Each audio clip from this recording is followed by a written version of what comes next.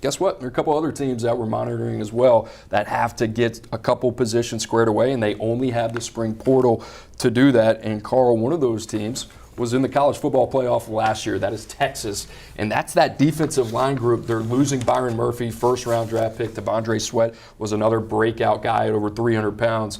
Certainly a lot of NFL teams intrigued with him.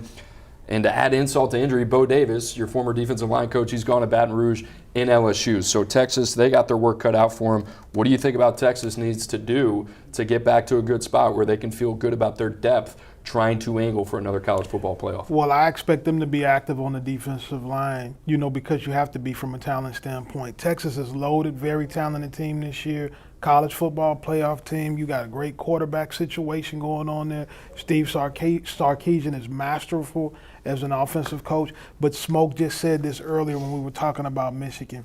Teams are going to run the ball on you. Georgia, you're going to get in a situation with Georgia. They're going to try to run the ball downhill. You need the big guys up front. Bo Davis as a defensive line coach is a big loss, known for producing really high-level players at that position.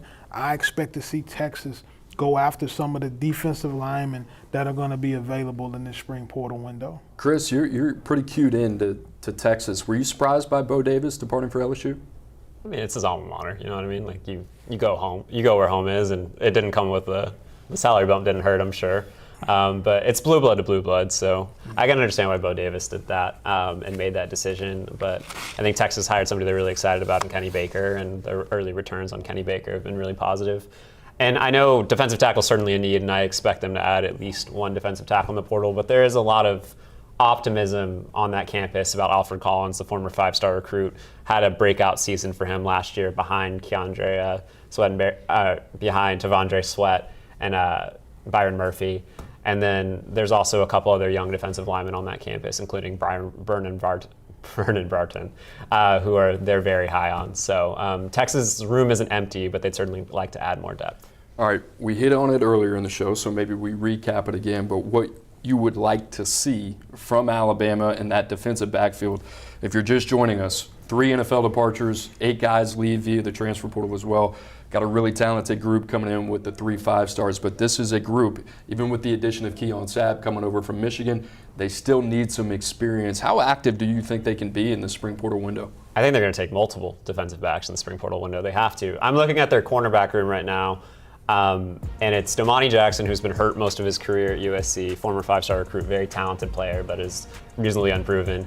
Xavier Brown, 5-star recruit, who the reviews about this spring have been excellent, is likely to start right now, but he's a true freshman. And then you got Devontae Smith, the other Devontae Smith, not the Heisman Trophy winner, the defensive back likely to start at the Husky position for Alabama. That's a talented group, but a very unproven one. And I think if you're Alabama and you're Kalen DeBoer and you have a roster that's ready to contend again, you'd like to have some more experienced pieces to balance that room out. I mean, it's not all negative, right?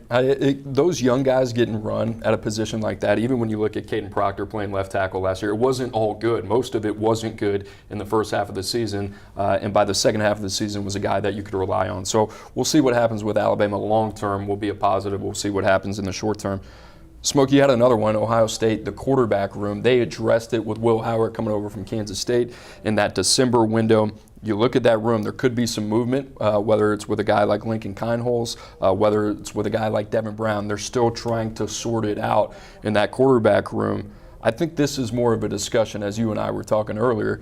Did they do enough with Will Howard in that December window, if you're an Ohio State fan, to exercise the demons against Michigan and go back to win a national title? Yeah, I know a lot of people are going to look at me and say, man, why would you say this quarterback position is a position of need? And like you said before, in the December window, I don't think Will Howard was the right guy for that position to come in and say, okay, I am the guy that's going to make Ohio State win a national championship and beat Michigan. You just traded tit for tat. When you lose McCord and you bring in Will Howard, same guy. You have a loaded team on defense.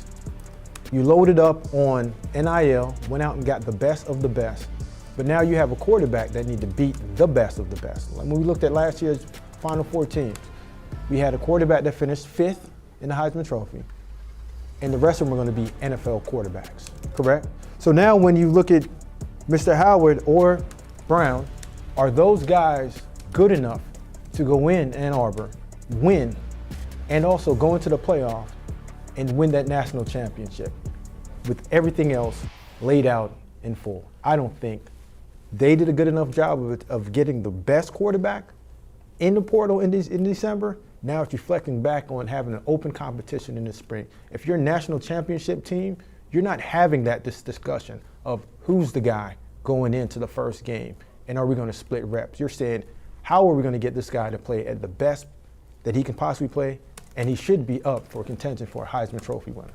Let me ask you, so we can be really, really specific about this. In that December window, who was the guy or maybe the other guy, if there was more than one, that you said, you know what, if I'm Ohio State, I want to win a national championship. We're going all in 2024. This is it. Whatever you got to do, you got to get this guy in the boat. Who was that guy for you? I would have went with Cam Ward. You watch Cam Ward in the spring game down in Miami, man, he lit those guys up. And when you hear what he's doing in that locker room, take away what was going on the field. He's taking that locker room and he's taking that leadership and he's just holding it up like this and saying, I got you guys.